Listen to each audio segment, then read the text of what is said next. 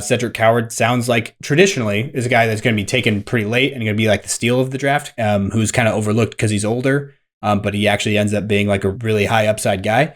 But it sounds like a lot of other people have just very rapidly started jumping on the same exact train of like Cedric Coward is a dog. And now he's being put on big boards all the way up in the top 10. So, well, I think it's because it feels like Anchorman, Steve Carell's character, just Brick yelling loud noises. That's what 3 through 9 feels like to me. No one knows what's going to happen. Yeah, starting at 3 Ace for sure. Bailey started canceling all of his things, but people are saying, oh, that's his representation. He's actually a cool guy. He's not this diva that wants to have this runway. That's what his agents want. And then there's like a more guaranteed like fringe all-star guys like the VJ Edgecombe. And then you got a lot of D Wade or Victor Oladipo comparisons. My personal beloved that I fell in love with is not going to shock you probably at all. Okay. Han Knippel. If there was a universe he could be a Celtic, I would want to go there today. Yeah, I like Han Knippel a lot. Because the best way I can describe it is he feels like a fourth-year senior, but he's 12. Like, he just, everything he does is such like, oh, he's got to be a vet, right? No, he's just your average Joe Ingles YMCA dad build, but he just gives you a bucket. He doesn't care who you are. He's not like the best defender, but he puts his nose in everything. And gosh darn it, does he try. Yeah. And then the other thing is he's proven. Cooper Flag goes down, and he's like, Blue Devils. Wins ACC tournament MVP. Calm down, man. We don't need our flag. We've got this. I'll hold down the fort while I need to. And he did. Man, I love Con Knippel. Did you hear him on Bill Simmons? I didn't. He was on Bill Simmons. Yeah, just very recently, like last week. And what you just said about he is like a vet, everything he does on the court, the way he sounds too, like the way he talks, he sounds very mature and like put together. Like he's pretty impressive. I will be purchasing a Con Knippel jersey with the one caveat of if he's a Sixer, I fucking absolutely will not. Which that's I'd say like the top of his range, obviously at 3. But no, because it's a 1.5 man draft. It is Flag unequivocally, and then it is Dylan Harper. And the reason I say 1.5 is because there's like a cliff between the two guys. And then there's like another little cliff, and then you have just a mudslide of like who maybe I think would be in like a normal world would be Ace Bailey. I think more than likely, but with all of this drama of him not working, he hasn't done a single workout, and he did not go to the combine. So he's just like, don't change my draft stock either way, which is just kind of hurting his draft stock. Speaking of hurting your draft stock, Jeremiah Spears is too small and sucks, and he should not be in a lottery pick at all. I don't get why people are freaking out. So this isn't what I was about to talk about, but you just started talking about it. So, but his size that people keep talking about, he's 6'3". He's 6'2". He's like 6'2" and a quarter at the draft or whatever they do. He's small. I think I just saw it. Where did it go? It like rounds up to 6'3", so it must be 6'2.5". But at the draft, the number was 6'2" something. 6'2.5". But that's also barefoot. Like he's a 6'3" guard in the NBA. But like, I don't know. I just like how many. I mean, I get that's small, but it's not. The way people talk about him sounds like he's 5'10" or 5'9". Like it. I also think it's because you can play bigger than you are. He doesn't. He's small and plays small. And doesn't shoot he's well. Not Steph Curry. And he's turnover prone. Yeah, like there's like a bunch of other things. But the fact that but there's like an offensive explosive upside. But everything else is like, but you're also small. Mm-hmm. So you like can't. Like, and then people are like, well, Steph's only 6'3". Yeah, that's like the greatest shooter to fucking breathe oxygen since the concept of basketball. So like, why are we like trying to put him in that bundle? Because he's never going to get to that. That's insane. We also just watched TJ McConnell, who I will bet my life is not 6'1". Like, be one of the most valuable players in a NBA Finals series. But also, he is not like... Different type of player. But TJ McConnell is a completely different type of player. Still also can't shoot, though. But in terms of the IQ defensively, Yeah. Yes, he has everything else. Uh-huh. And like, you know what high IQ players don't do? Turn the ball over the most in your conference. No, for sure. I don't know. And I'm not saying that like I like hate Jeremiah Fears. Sorry. Yeah. Mm-hmm. But I'm out. I've got my short king that shoots threes already, and his name is Peyton Pritchard. I don't need anyone else around. I don't know. I don't like Jeremiah Fears all that much. No, that's fair. That's fair. And then also outside of the top like 10, people will probably notice the only people I kind of have strong opinions about are Big Ten players because I've watched a lot of Big Ten basketball in comparison to other leagues. Mm-hmm. But which makes sense. I like usually what I do is like I watch like the lottery and then I know the people around where my team could actually maybe get someone. Mm-hmm. And then which I have none of that this year. Nuggets don't have a single pick. That sucks. Yeah. And then I have like Big Ten knowledge from just watching Big Ten games. But yeah. Mm-hmm. Anyway. The segue I started. Sorry, yeah. I've got a whole nother rabbit hole for the whole draft, but we do yours and then my rabbit hole will go. Okay.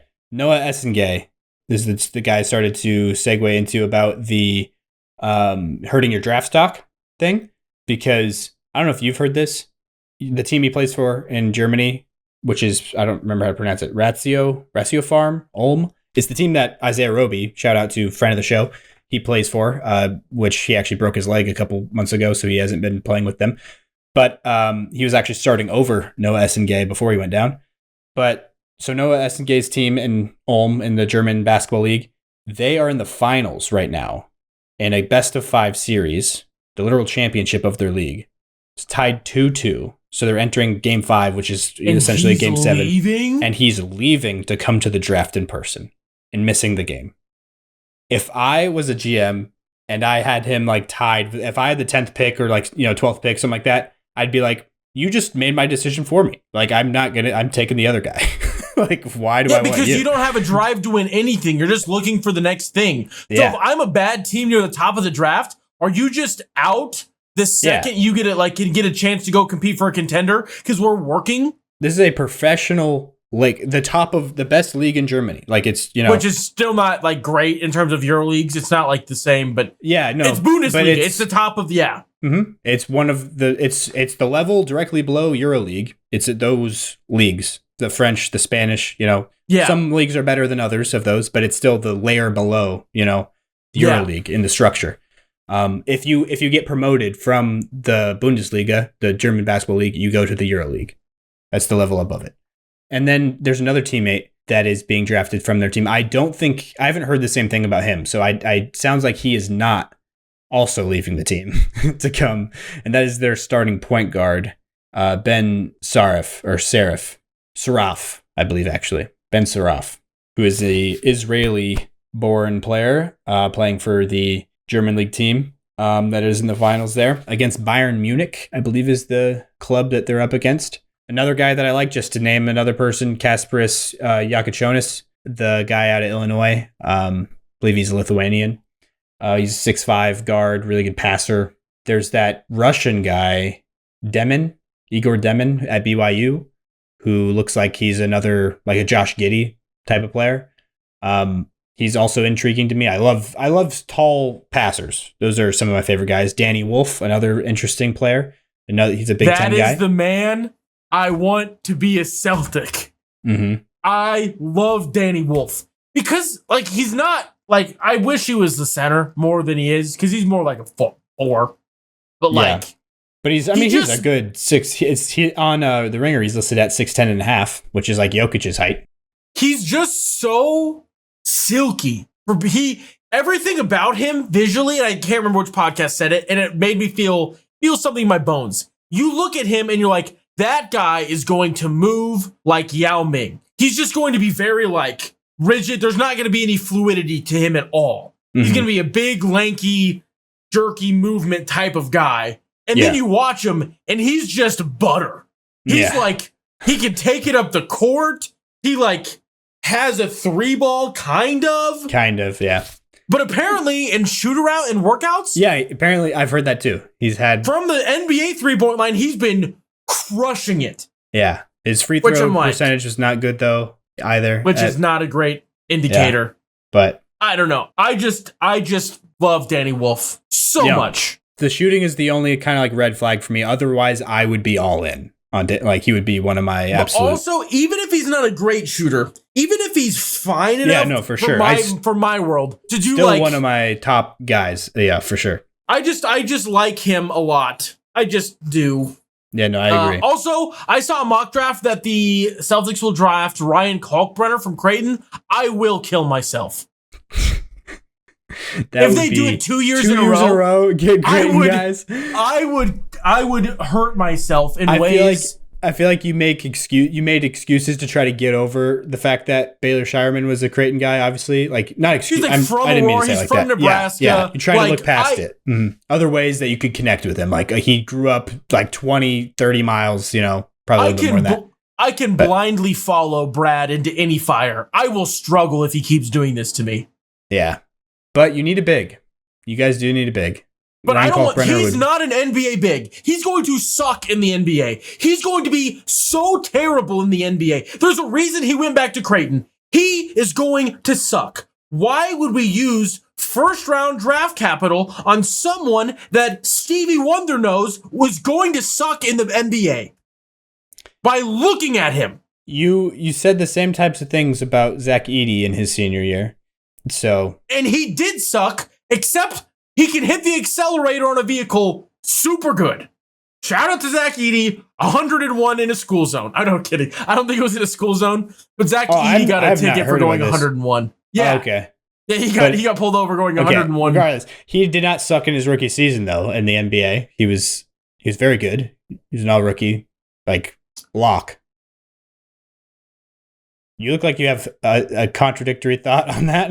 No, it's more that I don't think that Kalkbrenner and Edey are like... Okay, yeah, but I was just I feel like there's more room for like the traditional bigs, and it feels like we're starting Not in Boston! What is Joe Mazzulla going to do with Kalkbrenner? Can he not shoot? I mean, like, I'm a hater, so no, but... He might not be able to, actually. No, he's gotten better as a shooter. He's probably like 33%. Guess what his main player comparison is in the Ringer draft guide? It's KP, probably. Luke Cornett. No! Yep. Don't even put them in the same world. One is so beloved. Kosta Koufos, Luke Cornett, and Timothy Mozgov. Dude, why would you want to draft a guy where there's only one good comp? Only one guy you want on your team? Well, at their peaks, all those guys were good NBA contributors. But I mean, Mozgov and Kosta Koufos are both better than Luke Cornett to free agency, and I get Kalkbrenner as a replacement. No, I'm getting mad now.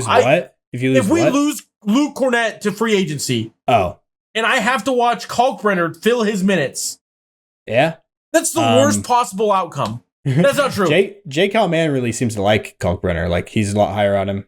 But Jay Calman has not had to deal with years of stupid Creighton people. No, I guess that's true. He's a Kentucky fan, so probably doesn't really have any overlap there. I need to breathe.